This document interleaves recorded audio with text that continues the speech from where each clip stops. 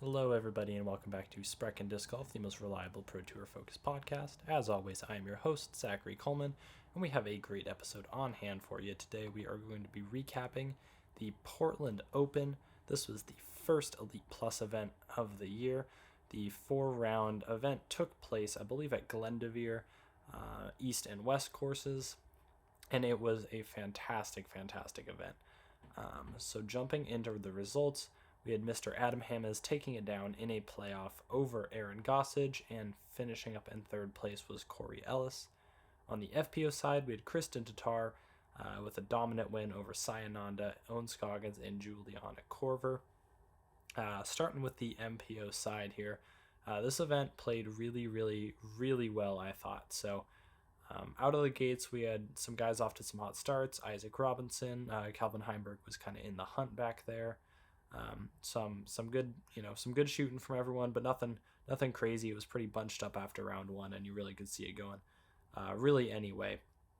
And after a little bit, the cream started to separate, started to rise to the top. You had guys like Calvin competing for the win, Adam hanging in there with a fantastic third round, Aaron Gossage hanging in there, and Corey Ellis shooting a really good round, I believe leading going into round three. Eventually, Calvin kind of fell off of it for the final round, and the final round lead card was three of the guys in the top three plus James Proctor and a very hungry Isaac Robinson on chase card. After quite a few holes being played in round four, it was pretty clear that this was going to be a tight race with three guys all kind of battling within one stroke the entire time. And that would be Adam Hammes, Aaron Gossage, and Corey Ellis. All of them were just jockeying for the lead. Aaron Gossage solo led for a little bit. Adam Hammes solo led for a little bit. Corey Ellis was up there. Really tight event. And it finally came down to a let's just set the stage for 18. So hole 18 is an probably eagleable distance-wise par 4.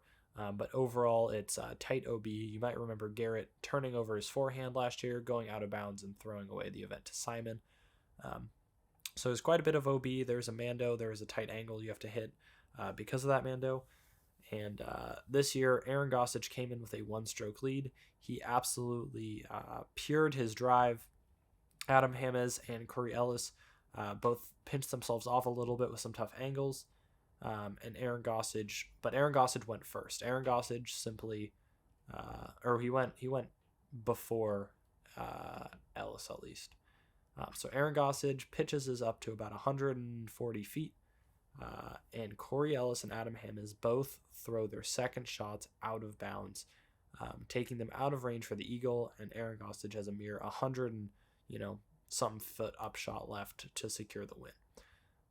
Adam Hammes is out of bounds about 70 feet away from the basket, and Corey Ellis is much farther back. So Aaron Gossage steps up to his 140 footer in that range, and he has a tree on his left, basket straight ahead. He can swing a just zone hyzer out around, put it close and put an end to it.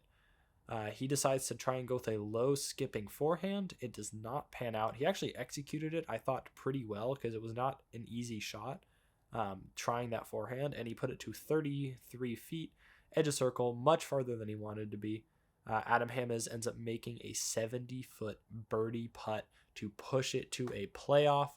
And then in the playoff, Aaron Gossage puts his second shot on a par 4 up to about 40 feet.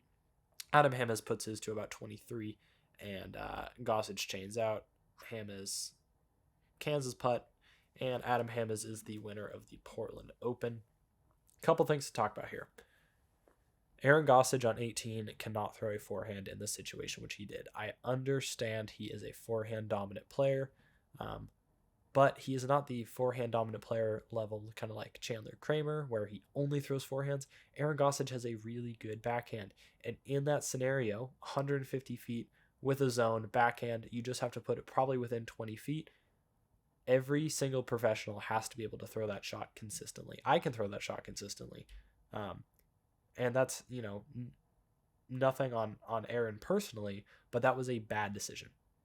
Purely from a analytical, objective standpoint, That was a bad decision to go to the forehand there. It was much more open with the backhand. Even if he made a mistake, he's likely closer. The forehand really put the best case scenario at outside 20 feet. I understand he could, technically could have gotten closer, but it would have had to have taken it tighter to the tree and to the ceiling there. The backhand is just such an easy play to skip up to the basket. Really curious decision there. I understand what his comfort is, and he's going toward his comfort game. And I'm actually a big proponent of that. When talking with my friends and people who ask me for advice, I say, lean on your comfort a lot more than, lean on your comfort sometimes more than what the game actually tells you. This was not that case. If you are a professional, you have to be able to execute a 150-foot backhand hyzer. Like, it's just non-negotiable. Like, you can't win on tour without that. And Aaron Gossage trying to take that out of his game on that last hole is the reason he lost. You gave Adam Hammonds some light, and Adam Hammonds is a killer from circle 2. Especially when he's on, he can make them from, we saw that crazy putt at MVP. He can make them from as far away as anybody. You gave him a little bit of light. He took it. And, when Aaron Gossage stepped up to that 33-footer, it was still for the win, but I don't think there was a lot of doubt in people's mind that we were going to a playoff at that point. He'd really, you could tell kind of mentally that was the end, because there was no way he was, with the way he had been putting this tournament, there really didn't feel like he had a good chance to make that uphill elevated basket 33-footer, which is why he needed to go to the backhand.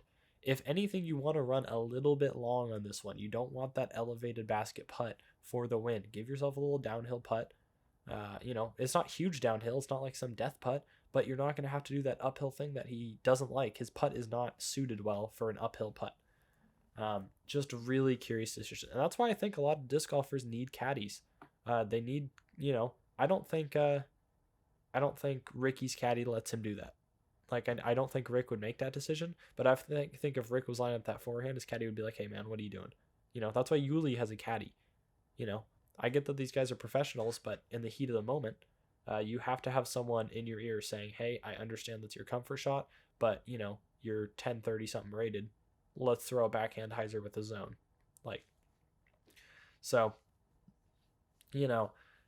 Really another kind of choked away victory from Aaron Gossage. He had a great chance at OTB, but just a horrendous back nine. He had a chance at Worlds, but missed the island in a playoff. Really just some really curious decision making we're seeing from Aaron Gossage. And I know he's still, a younger player. I know he's still kind of new to being in the top kind of tier of disc golf. But that's a really, really puzzling decision. I would love to hear, maybe his shoulder wasn't feeling good, but I don't know, man. It was a weird decision that cost him the win. And honestly, kind of the same thing that we've seen Corey Ellis struggle with in pressure situations, is that selection there. So those kind of guys, Aaron Gossage, Corey Ellis, guys who have had chances to win and both choked it away, versus Adam Hammonds, who has 2 Elite Series wins and is probably licking his chops when he sees Aaron Gossage, slip up a little bit. On the FPO side, Kristen, another wire-to-wire dominant win. Her fairway hits weren't the best. Like, statistically, she was not the best, but she was just never in huge trouble. When she was in the fairway, she was in a great spot. When she wasn't in a great spot, she made up for it with a great shot.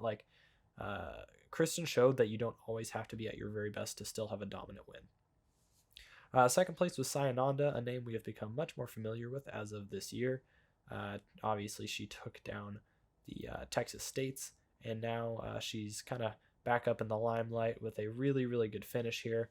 She hit fairways like crazy. She honestly, statistically, was really good this weekend. Just wasn't in good enough positions to beat Kristen Tatar. And hey, there's no shame in losing to Kristen Tatar. Honestly, on the FPO field, if you're taking a second place right now, pat yourself on the back, move on. Because that is a fantastic finish, especially, going up against Kristen. It's really tough to win. Tie for third was Owen Scoggins and Juliana Korver. Owen with a crazy final round, snuck into that podium spot. Juliana was pretty much up there most of the weekend. A really good performance from her. She just couldn't really putt.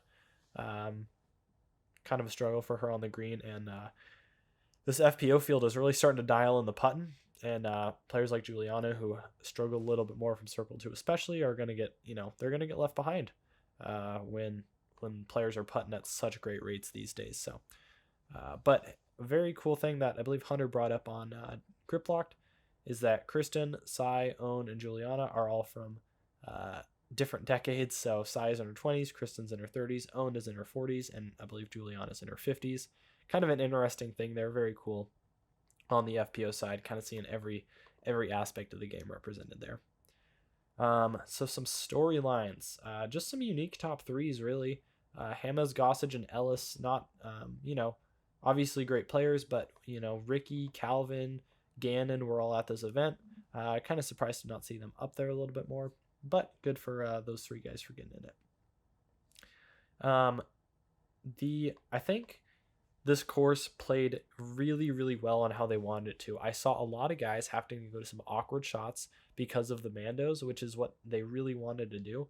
I loved the use of Mandos. It was just so nice, refreshing to see, oh, I missed my line, but I can just take this out and around, on this other hole's fairway. Like, if you're going to play on a golf course, you really have to incorporate Mandos, and I think this course did a fantastic job of it. The other thing this course did a great job of was a multi-course tournament, or this tournament did a great job of. And going with one course the first 2 days, another course the second 2 days, really made it a nice mix-up. It really did. We saw Calvin really struggle with that crossover.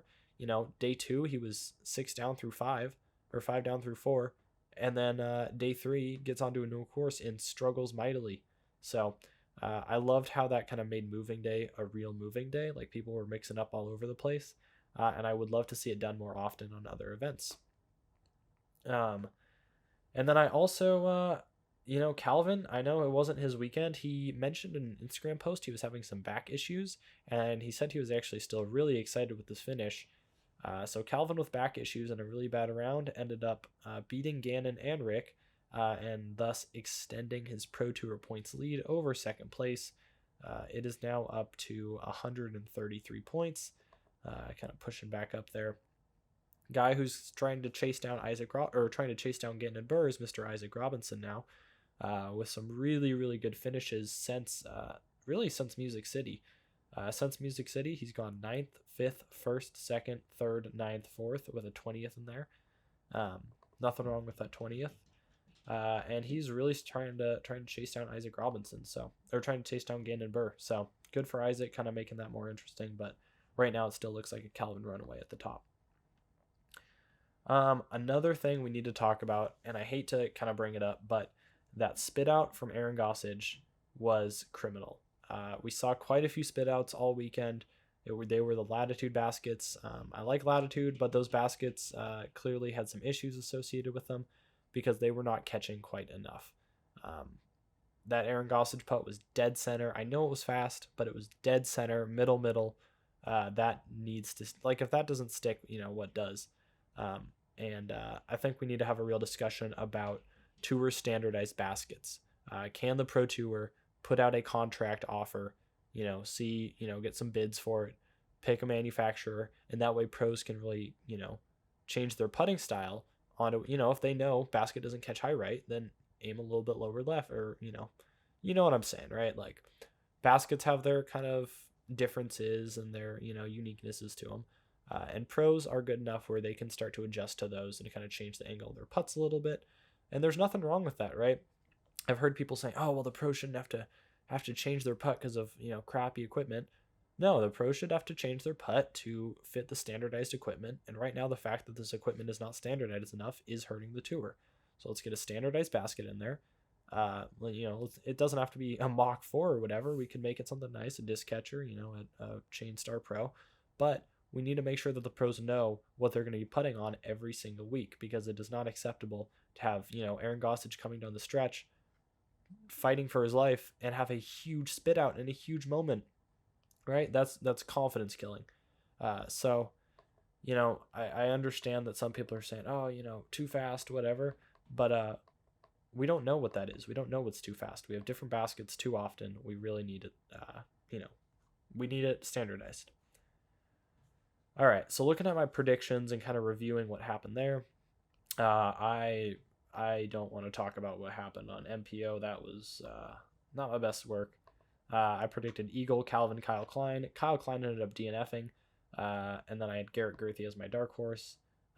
So yeah, overall, pretty much a swing and a miss on this one. I'll admit it wasn't my best one. It was kind of a weird weekend. Um, you know, uh, being it was kind of a weird weekend. That podium is strange. Garrett also ended up dropping out. When I checked, I thought he was registered, but he dropped out. Kyle Klein dropped out. Calvin had back tightness. Eagle dropped out. Like I got massacred by injuries this weekend. So um, on the FPO side, I had Kristen, Ella Hansen, Paige Pierce. Obviously, Kristen won. And then my dark horse was Sarah Hokum, who ended up for a bit hanging in there. She ended up in 18th, not horrendous. She kind of did what I expected, where she was just kind of a lot of pars, not a ton of blowout pulls, but nothing crazy. My bold predictions were a little bit better. I predicted the course would play tough and the winner would average maximum 8 under par. That was pretty much correct. The winner ended up averaging a little bit less than 8, probably like 7 point something, 7.5, somewhere in there. So that was good. I predicted Gannon would miss the top 15. He almost did, and then he pulled it back after a really, really bad first round. Ended up getting into the top 10, I believe.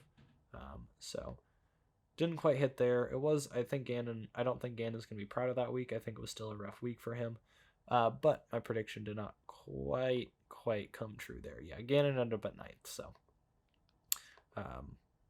close, but no cigar. I said MPO would go to a playoff. So hey, there's a hit. It felt like it was playoff time. So we did get a playoff. We're close to a 3-way playoff, which would have been sick, but no, not to be. And looking at the power rankings now, we have an update. Starting with FPO, Kristen Tatar in first. Obviously, I'm gonna keep Holland Hanley at second. She did solid. Gonna put Owen at third, Kat Merch at fourth, and Paige Pierce in fifth. I'm pretty happy with those. I think Paige Pierce just hasn't played enough events for me to move her up much higher, but she's definitely working her way back up with some really good finishes lately. Kat Merch won Cascade, got her first win at Jonesboro. She's been solid this year. And then, of course, the other 3 kind of speak for themselves. On the MPO side, I'm going to go from 10th to 1st. So 10, we got Anthony Barella still. 9, we got Ezra Aderhold. 8, we got James Proctor. And in 7th, welcome back, Ricky Wysocki, back into the power rankings. In 6th, we have Simon Lizotte. Gone a little bit quiet. In 5th, we have Kyle Klein. In 4th, we have Eagle McMahon. In 3rd, we have Isaac Robinson. In 2nd, we have Gannon Burr. And in 1st, as always, Mr. Calvin Heiberg. I wonder if he's going to hold that spot all year. I honestly wouldn't be surprised. Gannon pushed up a little bit closer to him, but Gannon hasn't, he hasn't been tearing it up since then. So, I kind of wonder, are we gonna see that'd be cool if we could see a Calvin, year-long sweep at the number 1 spot. But yeah, Gannon has been a little bit more quiet, 9th at Portland, 21st at Cascade, 4th at Beaver State, pretty good, 2nd at OTB, but then a 10th and a 7th. Like, he's not having a bad year, but if you want to push up to 1st overall, you gotta be better than 7th, 10th, 21st, 9th. Like, those don't fly. That is going to be it for our Portland Open recap show. Thank you very much for joining us. I hope you liked this episode, and if you did, go ahead and give us a subscribe or a like or a comment. I'll take whatever at this point. Send it to your friends, and our next episode is going to be previewing, I believe it is DDO, which is the next full Pro Tour stop up next, because we have the Zootown Open. Yep, and then June 16th through the 18th, we have the Dynamic Disc Open in Emporia, Kansas. I will say, I was gonna comment on that, but I'll save it for the preview show. So look forward to that one. Thank you guys as always for watching. I'm your host Zachary Coleman, and I will see you on the next episode of Sprechen Disc Golf.